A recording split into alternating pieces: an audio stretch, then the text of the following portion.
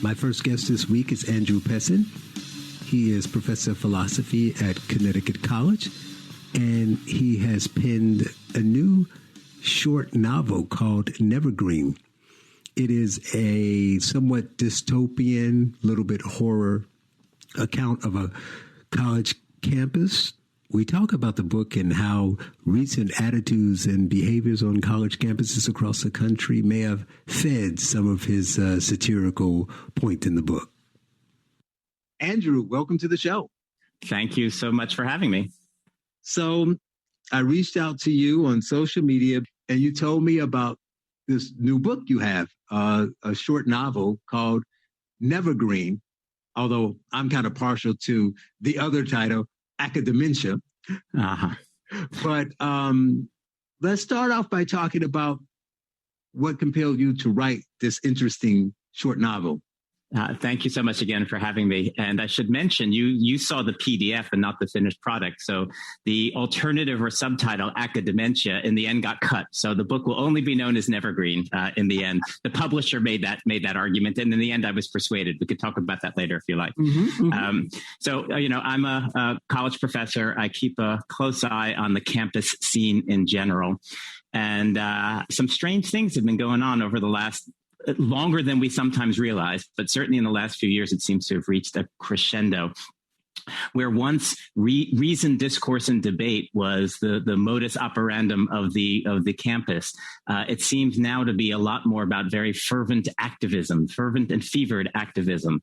And where once the university, I think, was at least conceived to be ideally, not that ever lived up to its ideals, but ideally was a neutral forum where people with different interests and different positions could debate in a civil manner in the shared pursuit of truth. Now we have something that seems a lot more like shouting matches, and we have what, of course, is called cancel culture. Cancel culture exists beyond the academy, but it really is grounded in the academy, and it's raging in full force in the academy. Once disagreement was seen as a wonderful thing, because when two people disagree, that produces a conversation, which produces advancement of knowledge. Ultimately, that was at least the ideal. But now, as we get into this sort of cancel culture atmosphere, disagreement is anathema, and instead, what seems to reign are orthodoxies. This is the official truth, and everyone has to agree with that truth. And disagreement must not merely be debated with. Or people who differ must not merely be debated with, but have to be silenced or no platformed, sometimes even eliminated from the campuses altogether. So I've seen the turn that campuses have taken, and it's been going on for quite a while, but it really has reached a fevered pitch, I think, in the last few years. And I felt it was time to, I wouldn't say call attention to it, because anyone who pays attention sees it, but maybe begin talking about it in a certain way, try to maybe push back against those extremes. Okay. And that's what motivated me. And we should mention that the book it's an academic satire, which is all about campus cancel culture and the ideological excesses that generate it. So that's what motivated me. Yeah, I was going to say, summarize the book for us. I mean, okay. I won't give the whole book away, but I'll point out some things I kind of chuckled at, but just summarize the book a little bit. Well, I'm glad that you chuckled, because I think the book is very, very funny. But, just because I think it's funny doesn't always mean other people will think it's funny. So if you chuckled at least a little bit, then my work is partly done. Mm-hmm. So to summarize the book, it's a novel. It's a very short novel. And it's, of course, meant to be entertaining, too, even as it's trying to deal with some of these deeper issues. And it features this character who just goes by the initial J. And he's a physician in a midlife crisis and a midlife funk of a certain sort. I deliberately wanted him to be someone from outside the campus. He has a chance encounter on an airplane, back when you could be next to someone on an airplane and have a conversation. Mm-hmm. That chance encounter leads to him being invited to give a talk at this college, Nevergreen College, which is on a secluded island campus somewhere in the Northwest. If you follow the geographic clues in the novel, it's not made quite explicit. Mm-hmm. This is an opportunity of a lifetime for him. He always sort of wished that he had gone into academics, gone into the academy. And this is a bit of a what if, like the path not traveled. He gets the chance to come to this college. And of course, he discovers it's a very strange place, that college is not what that this college anyway is not what college once was, at least in his mind or imagination or in his ideals. He comes to give the talk. As it turns out, nobody attends the talk. But because this is such an opportunity for him, he goes and addresses the empty room anyway. So at least he can say he came to a college and, gave this talk here. So nobody comes to the talk, but that doesn't stop it from somehow becoming the center of a firestorm of controversy. He becomes the target of a cancel campaign, even as he's just an outside visitor on this campus. And things slowly or perhaps quickly descend into, let's say, something like madness. I won't say more there, although I'm happy to a little bit later if you have some follow-up questions. I certainly don't want to give away the ending. Right. But I will say it descends into madness with potentially fatal consequences. Let's put it that way. That is a good summary.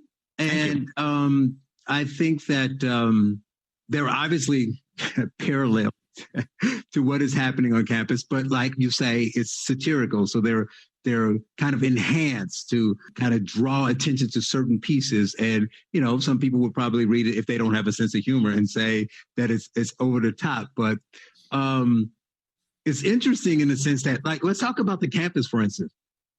You paint a vivid picture of the college in the book, this Nevergreen in the Northwest. I don't know where you got that name from, but I don't know if it's Can I tell you? Shall I tell you? Yeah. Can I guess? If you've got a guess, I'm happy to. Sure. I think my guess would be low-hanging fruit. Go ahead. Tell me where it came from. Oh, so you were being sarcastic when you say I can't guess. Got it. I'm sorry. Yes. Got it. Yes. So Evergreen College, for those who might not know the reference, which was the center of a particularly noticeable cancel campaign a few years back with Brett Weinstein, who's now gone on to internet fame and beyond from it. Yes, exactly. So that campus is the inspiration for the name, indeed. Right. So you painted a picture of it, and right from the start, I'm laughing. So you could tell me a little bit more. Tell the people. How about this? You tell the listeners about the campus of Nevergreen and some of the things he sees, and I'll tell you one funny line I got from the early part of his arriving, Jay's arriving to the college. So tell us about Nevergreen. So as it turns out, I should say the book isn't about Evergreen College. It takes the inspiration from the name because that was a very prominent cancel episode several years back, as I mentioned. Mm-hmm. So Nevergreen is this secluded island campus. And one of the things this character, J period, the initial, learns as he gets there is that it had previously been the site of a 19th century mental asylum, that this was a perfect sort of sanatorium for I can't even remember, but I used some 19th century terms like the asylum for the lunatic, imbecile, and idiot, I believe was, idiot's not an acceptable word these days, but that's a word that was used in the 19th century. So it had previously been a lunatic asylum. And of course, that's not by accident.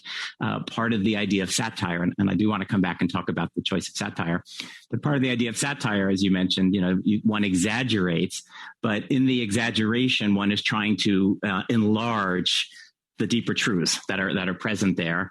And of course, the idea that the campus today, particularly the campuses gripped by cancel culture, are something of a madhouse. That's the analogy that's being made there. And it's being made very vividly by having this island campus be, the former site of a lunatic asylum, basically. And of course, it also helps. And I hope this got across. I know some readers have felt this, but I wanted it to be a sort of beautiful place, but also that sense of isolation and seclusion in the way that often campuses are like these bubbles that, they refer to the world outside as the real world. And there's some other world going on inside the campus. And so by making this campus secluded and isolated on an island, I wanted just to bring out that feeling and that idea a little bit. And lastly, I'll say, I hadn't even thought of this, but a couple of the early readers pointed out, they said the book is, in addition to being an academic satire, it's in the genre of horror. It's a horror story. And you said, gets over the top or, gets exaggerated, and we'll come back to that in a moment. But I hadn't thought about putting it in the horror category. And I realized, of course, there's a sense in which it has the feel of a horror story as the place descends into madness. in attempting to cancel this person or this talk that nobody actually even heard. To get that sense of horror, well, why not locate it on an island that you can't get off of, right? So the character, as he is trying to save himself from the wrath of the mob, he's trapped on this island. So it really, I think, contributes to that sense of horror. Coming up, more with Andrew Pessin, author of Nevergreen. You're listening to The Charles Love Show on AM 560, The Answer. I just can't remember her name.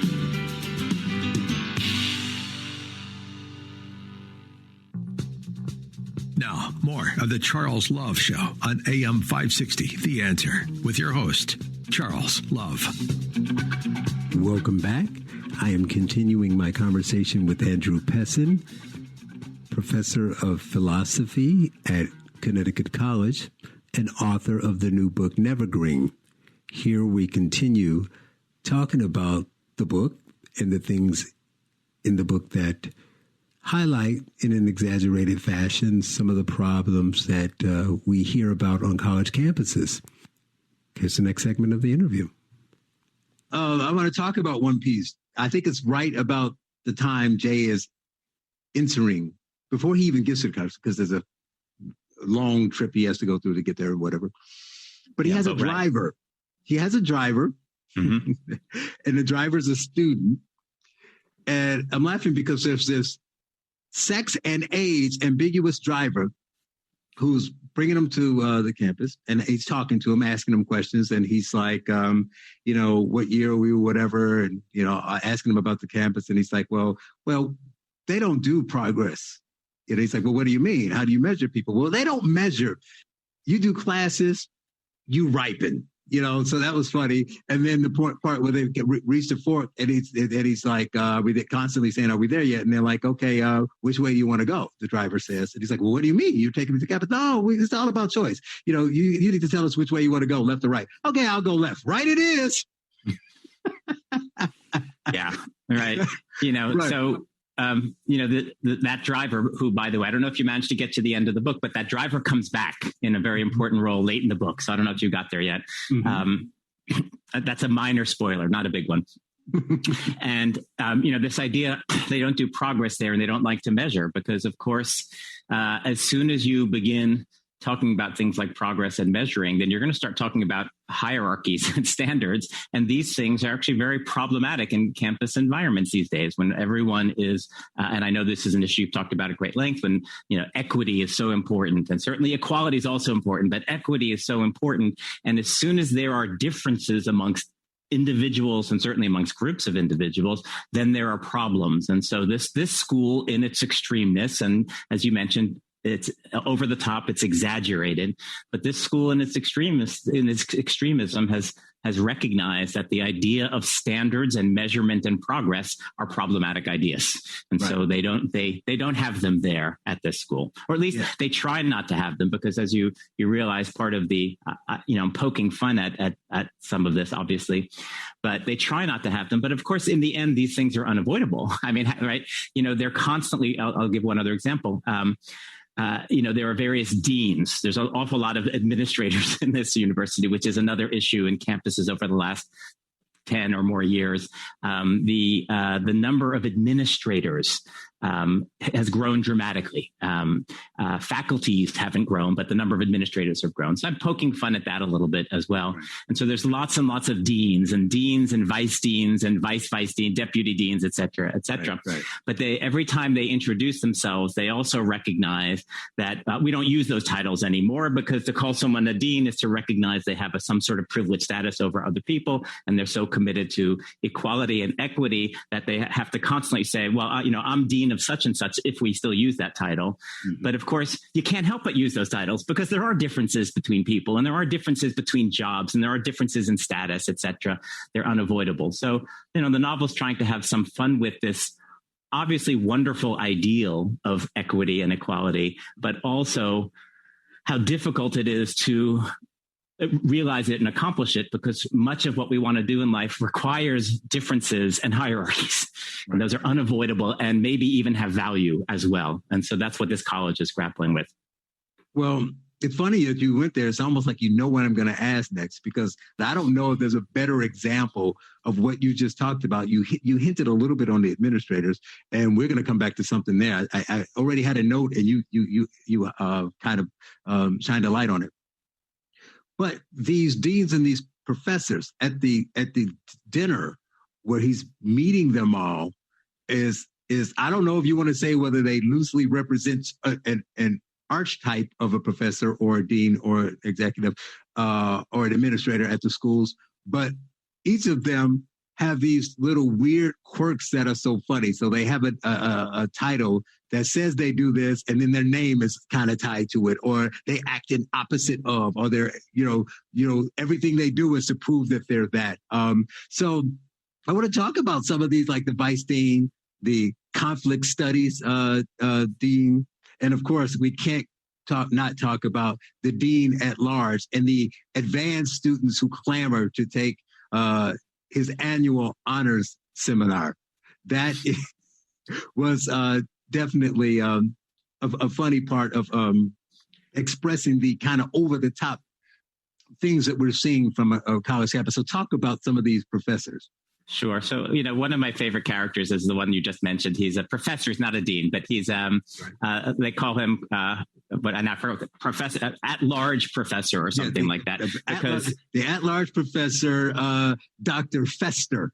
Dr. Taslitz Fester. And just, this is a very, minor inside joke that only I get. So let's talk about a small joke. But this is actually my third published novel, but my first novel, which was never published, I wrote in graduate school many, many years ago. And I recently reread it. And when I thought it was brilliant at the time, and now I think it's crap. So, that's, I guess, the advantage of hindsight and of age and maturity. But there was a key character in it named Dr. Taslitz Fester. And I grabbed him out of there and put him in this college. So I really enjoy this character, Taslitz Fester.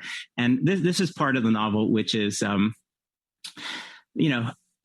think as a professor myself, I think the academics has great value. There's wonderful things, not in the sciences for sure, but even in the humanities. I'm a philosophy professor myself. I think philosophy is so valuable and so beautiful and really has an important place, and people should study it. So I want to stress that. I have lots of positive feelings about these things. At the same time, when looked at from outside, especially, so much of what the people in the academy do just looks ridiculous. It looks incomprehensible. It looks crazy. And so I want that's reflected, and particularly in the character Dr. Taslitz Fester, but also some of the other professors along the way, the things that they do. So, for example, he's called the at-large professor because he's not affiliated with any department, but he's also a very large person, as it turns out. So there's that discomfort about calling him a professor at large without trying to call attention to his size, which you're not, that's not an appropriate thing to do these days, etc. But he has also stopped speaking some years ago. It's ultimately related to this episode, which is undiscussed. But he stopped speaking some years ago. And all he does now is he has this annual, I don't know if you got to this point, if you're about 3/4 in, but he does this annual Halloween howl. He howls once a year. That's basically, and occasionally gurgles. So he stopped speaking. And you have the one professor at this dinner that you mentioned that's early on where Jay and, of course, the reader is getting a sense of who the faculty members are by meeting some of them at this dinner. The one professor he's put there as sort of a foil, Robert Merritt. He's, maybe he's the one conservative professor. He's a very sort of traditional mathematician with a bow tie, and he clearly has little tolerance for the nonsense of his colleagues. So he's put there as the, sort of as the contrast there, although he gets his by the end. But in any case, he loves to mock his colleagues for the ridiculous things they do, the ridiculous claims they make, the ridiculous, books they write. The ridiculous books they write. And so he's mocking this Dr. Taslitz Fester person who hasn't spoken in 6 years. And in defense of him, the administrators at the dinner start saying, well, Robert Merritt has claimed he doesn't even teach because he doesn't speak. how can you teach if you don't speak? And then in defense, the administrators say, well, you're overlooking his annual honors seminar called The Sounds of Silence, where basically they sit around for 3 hours each week in silence, listening to him gurgle, right? And the students clamor to take this. And so, of course, this is over the top. But on the other hand, this is what you do when you satire people who teach sometimes very ridiculous sounding things. You imagine that, first of all, there could be such a course called The Sound of Silence. That sounds like a course title, where people sit around in silence. And of course, students would clamor to take it. And the university is looking at this like these ambitious students who want to learn stuff. They're clamoring to take this advanced honors seminar. Mm-hmm. But of course, part of the joke is they're learning nothing in the seminar. They're sitting around in silence. So, that was a way of separate from the cancel culture stuff, but trying to realize that a good proportion of what academics do, certainly from the outside, looks a little silly. Coming up, more with Andrew Pessin, professor of philosophy at Connecticut College. You're listening to The Charles Love Show on AM 560, The Answer. Nothing else matters.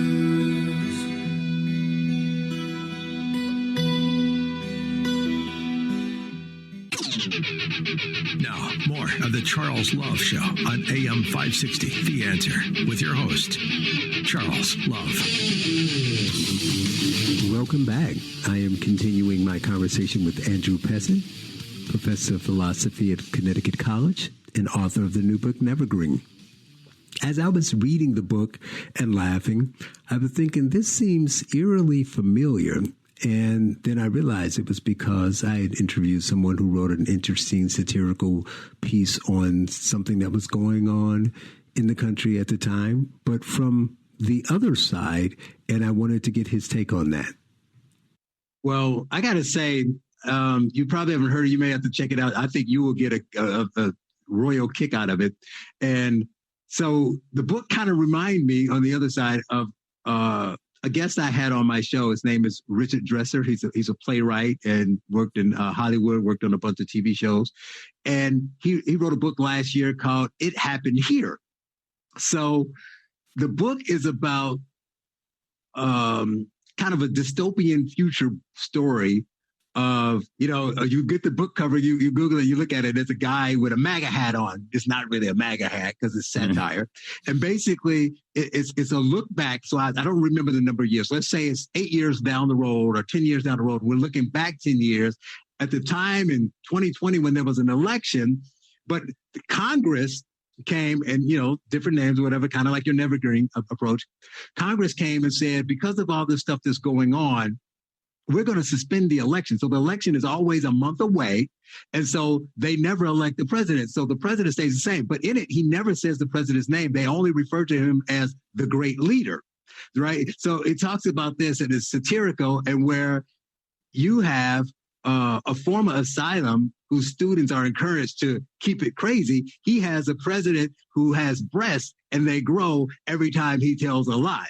So it's funny. You go back and listen to that interview, you might find it entertaining, but also, I keep goading you to come on my podcast. I would love to have you and him together talking about these two satirical, one on the political front and one on academia, and pointing out kind of the similarities and why you approached it that way and how they mirror, but not exactly what's going on and what your takes in reality are. And that would be, I think, a really cool and interesting show that no one's done. So, that can bridge the gap to, you wanted to point out more about satire and why you wrote your book from a satirical fashion. So satire, my favorite lines in the book are really at the very end. You haven't gotten there yet, but I'm going to keep teasing you about that. You're like, finish the book, Charles. Yeah, right.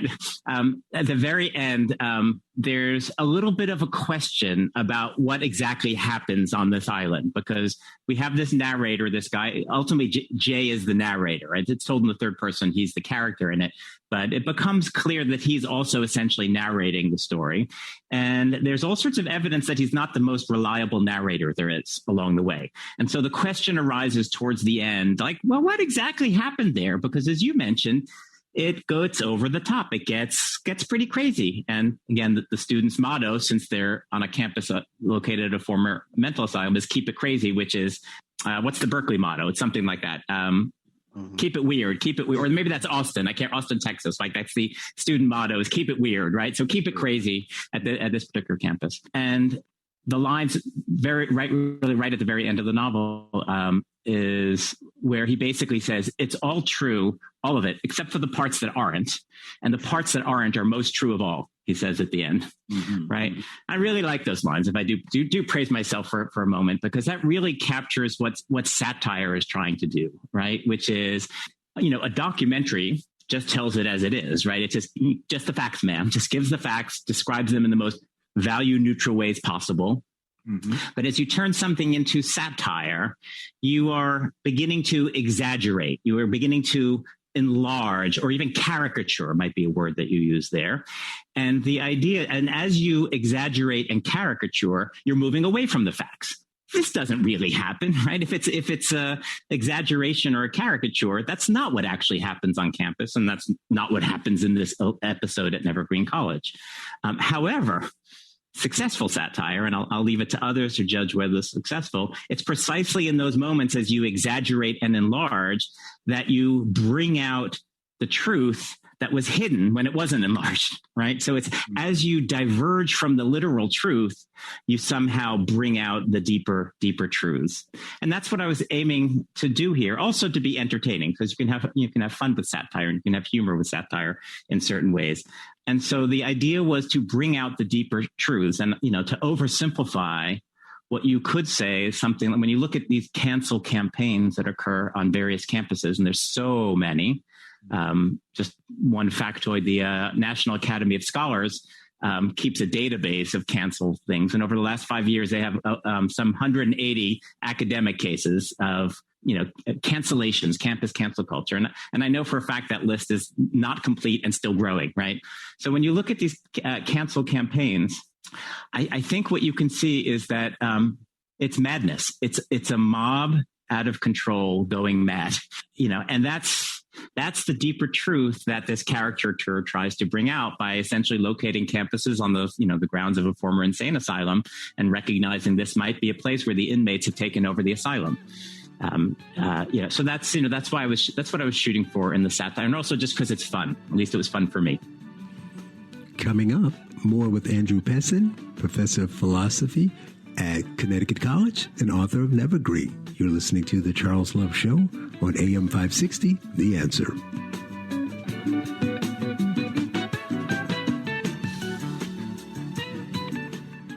The Charles Love Show continues on AM 560, The Answer. Here's Charles Love. Welcome back. I'm continuing my conversation with Andrew Pessin, author of Nevergreen.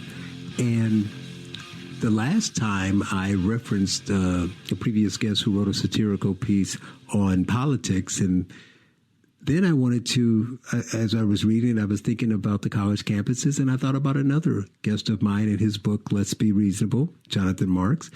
And Andrew knew it well and wrote a review on it, and I wanted to get his take on his view on what's going on college campuses. So let's step out of the satirical for a moment. Okay. You were satirizing something. You are a college professor. So let's talk a little bit about the realities of what's happening, what you see. And you touched on it briefly there about how bad it is, about the things, what is happening that is bad, how bad it is. But it doesn't necessarily indicate how often it's happened. It's definitely happening more than it should. But, there's an argument to be made that we only see the bad. I'm sorry?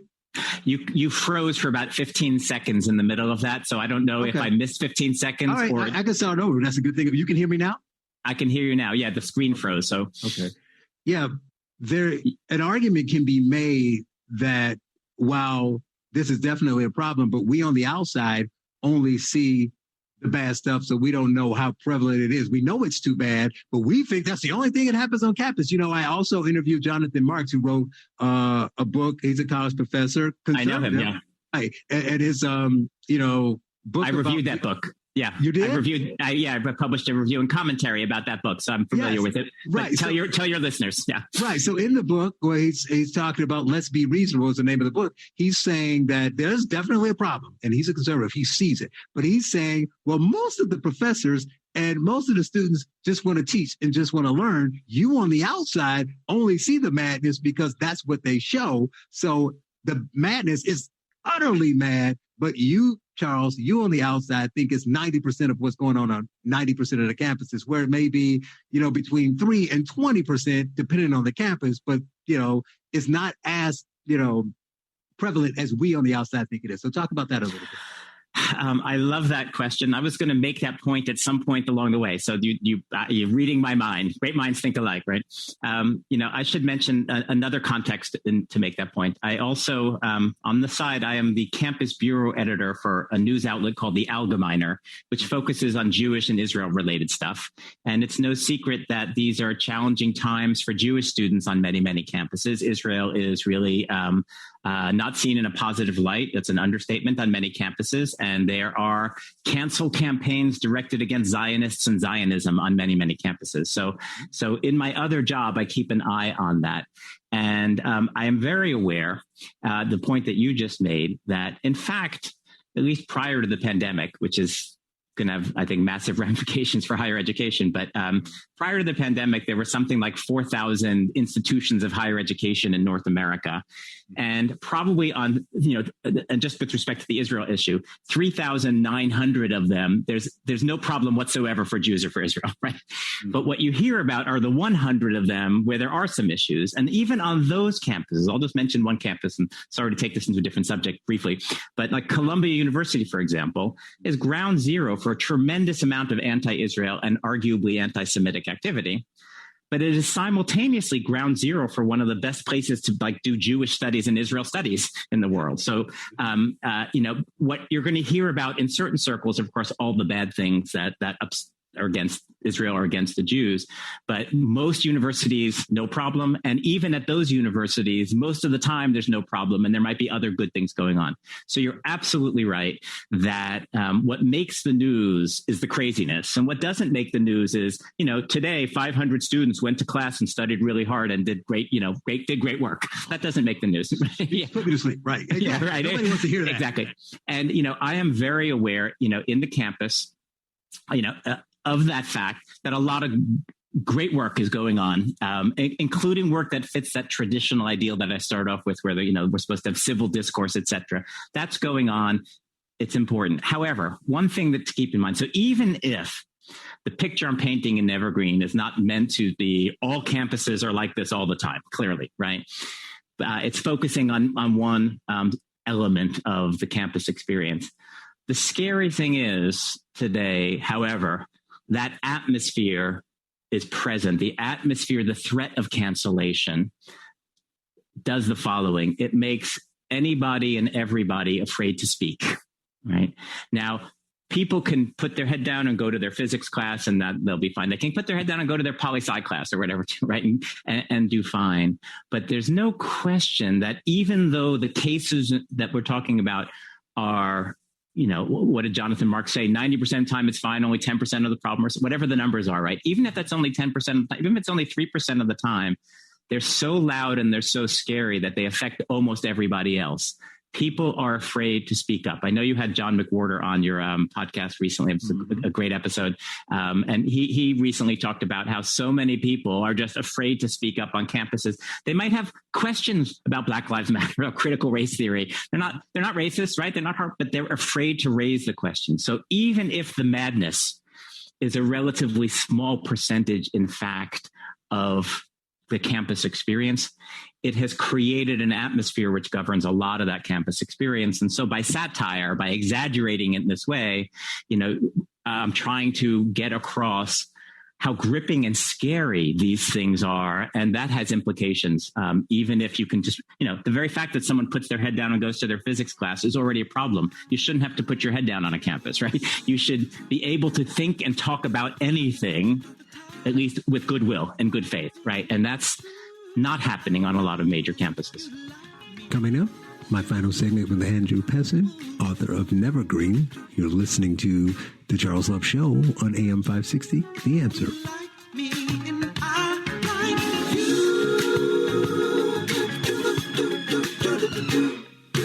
The Charles Love Show continues on AM 560, The Answer.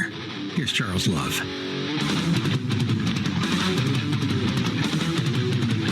Welcome back. I've reached my final segment with Andrew Pessin, professor of philosophy at Connecticut College and author of the new book, Nevergreen. And here he mentions that he's a lot less optimistic than Jonathan Marks about the future of the college campus if nothing changes.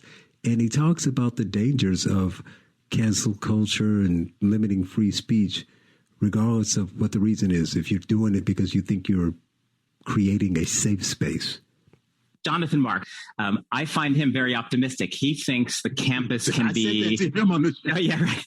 And maybe he's right. Like, I want it to be that he's right. Like, but he thinks we can sort of recover that original norm or that original ideal where the campus is a neutral place where people can civilly disagree, in the shared pursuit of truth. Let's hope and pray that he's right. And even though it may only be 3% of the loud people, the mob, who governs this atmosphere, we can't, and this is important, another thing I wanted to get across in this novel is what it feels like to be the target of a cancel campaign.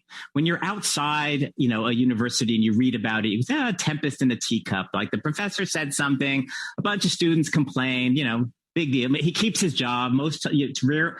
There are cases people have gotten fired, lost their positions. That's serious. But the person, he's tenured or she's tenured, keeps the job. What's the big deal? What that doesn't appreciate, what's a little unfair, is what it feels like to be the target of a cancel campaign. It's actually a very scary, emotionally shattering thing. And few people really, even if they keep their job, they are permanently changed. They are battered. They have lost friendships and relationships, and they are afraid to go through that again. So they are silenced by it, even if they've kept their job. And in particular, what we really need to care about is, I think, the students. You cannot overestimate the significance to a student to stick his or her neck out and go against the crowd, right? If you raise that question and risk being called a racist or a homophobe or an Islamophobe or an anti-Semite, right? Like, if you risk any of the things, you risk social ostracization, and that will destroy your whole college experience for sure. So even if it's only 3%, who are the crazies, let's call them that, given my novel, right? 3% of the inmates are running the asylum. The fact is they are dominating its atmosphere. They are silencing others.